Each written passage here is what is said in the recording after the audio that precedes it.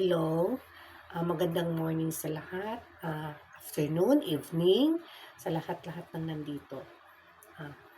Ang video ko ito is about AdSense. Nandito na po ang AdSense ko. Ayan. Yes, I'm very, very much happy. But, not once, but dalawa. Dalawang AdSense? Oo. Dalawang AdSense na tanggap ko. How I wondering, bakit dalawa? Dalawa ang AdSense ko.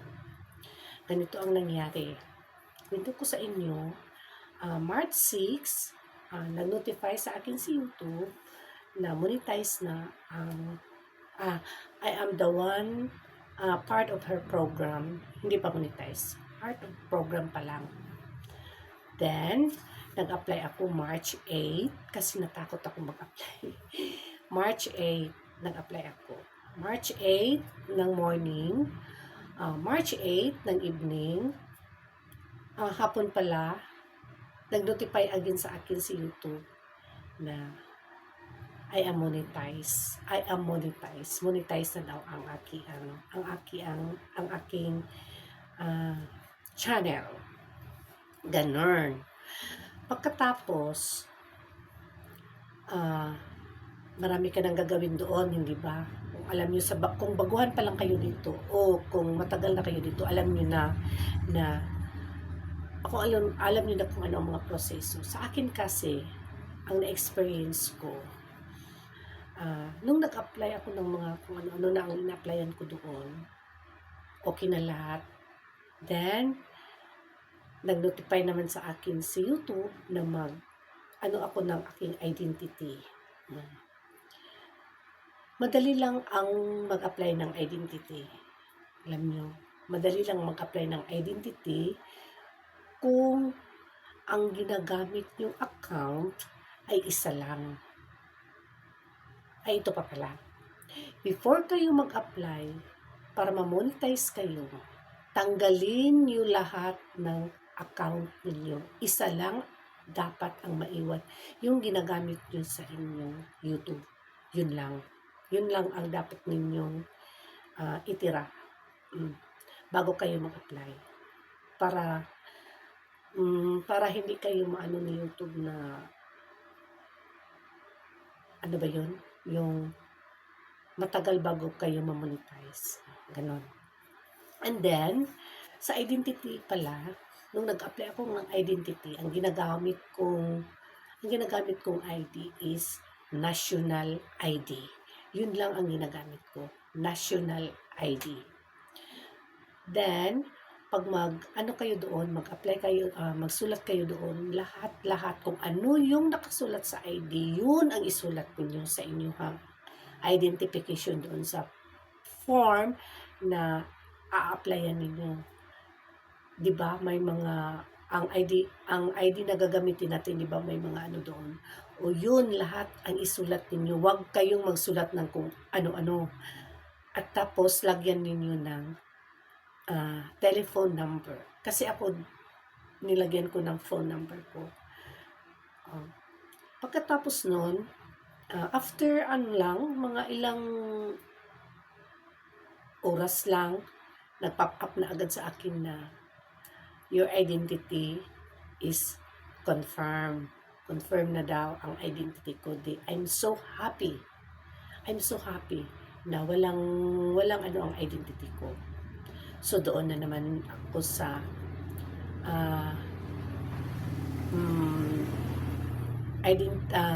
verify your address identity. Verify your address identity. Ang ginawa ko, para hindi ako magkamali, para hindi ako nagkamali, kung ano yung ID na ginamit ko pag-apply sa verify your identity, yun din ang ginamit ko sa aking verify address. Yun din ang ginamit ko kasi kumpleto naman yun, di ba? Sa ID natin, kumpleto naman yun ang address natin. O yun din ang ginamit ko. Kaya, nagtaka ako, nag-apply ako March 26. Nag-apply ako sa verified address ko is March 26. March 26. Okay na, walang hassle.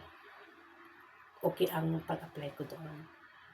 After 2 weeks, April na yun. After 2 weeks, so maraming holiday. Okay lang yun na ano ko kasi maraming holiday ang April. Nagantay ako ng mga April hanggang April 28, nag-apply ako. Wala pa din. Wala pa din dumating na Google Ads.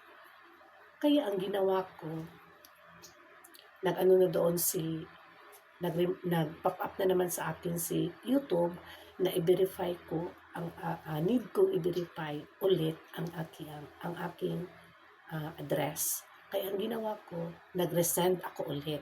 Ang ginawa ko doon, nag-resend ako, pero ang ginamit ko yun pa din. Hindi ako nag-change ng address. Yun pa din ang ginamit ko. Yun pa din ang na-resend ko kasi wala namang nabago sa address ko. Tiningnan ko talaga lahat. Tiningnan ko lahat yun para hindi ako magkamali. April 29 yun. And then, nag-antay na naman ako ng May hanggang dumating May 29. Hindi pa rin siya dumating. Pero dito sa ano ko, nakita ninyo, sa primerong AdSense ko is, hindi pala ito. Ito, May 19. Ayan siya.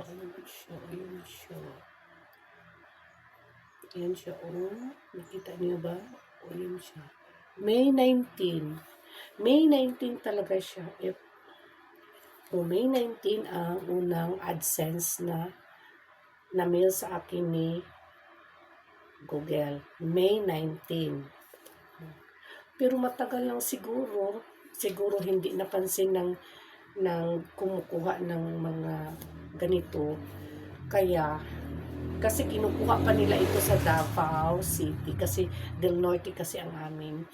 Kinukuha pa nila doon sa main. Tapos kanina May 29, ano ko nga, baka mag-resend na naman ako ulit. Nag-resend na naman ako ulit May 29. Hindi, May 30 ako nag-resend ng aking PIN. May 29. Nag-send ako. May 29. And then, hinintay ko siya mga June, sabi ko siguro mga 3 weeks sa June, mga 3 weeks or 3 weeks ganun, mag-resend na naman ako ulit. Pero kahapon, sinabihan ako na, uy, nandun na pala ang ano mo, kunin mo na, sabi. Kunin mo na, nandun na sa post office ang ano mo, ang Google Ads mo. Kaya nung nakita ko to, June 11. Ayan. June 11 siya dumating. Kaso nga dito sa amin kasi is province. Siguro ganun ang nangyari. Kaya I'm so happy, AdSense. I'm very, very much happy. Ayan. I'm very, very much happy. Pero kaya sa mga baguhan na tulad ko, try lang. Tapos, isa lang talaga ang gagawin nyo. Kung ano ang nilagay nyo sa verification identity, kung ano ang nilagay nyo doon, yun din ang ilagay nyo sa address ninyo, verify your address. O yun din ang ilagay ninyo. Huwag na kayong kung ano pa ang ilagay nyo doon. Tapos lagyan niyo ng phone number. Lagyan niyo ng phone number para siguro para talagang na sa inyo yung address na yun at sa iyo ang identity na yun.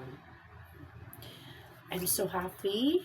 I'm very, very much happy to all my team mother, to all my friends. This is it. My journey is not end, but my journey is begin. Sana hopefully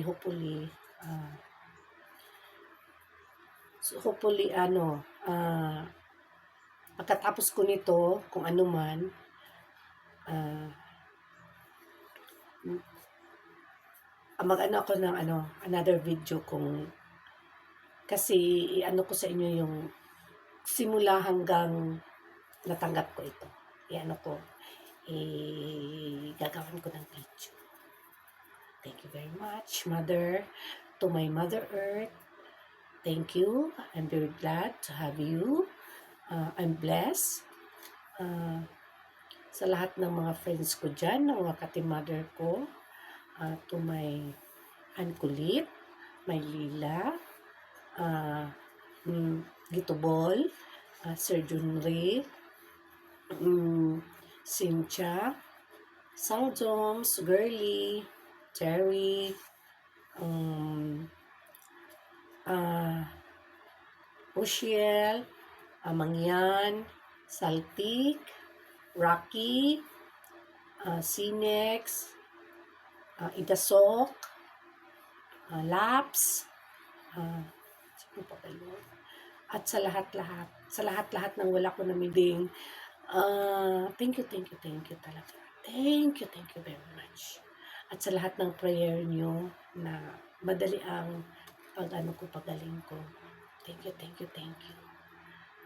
you very much. I love you all. Bye-bye.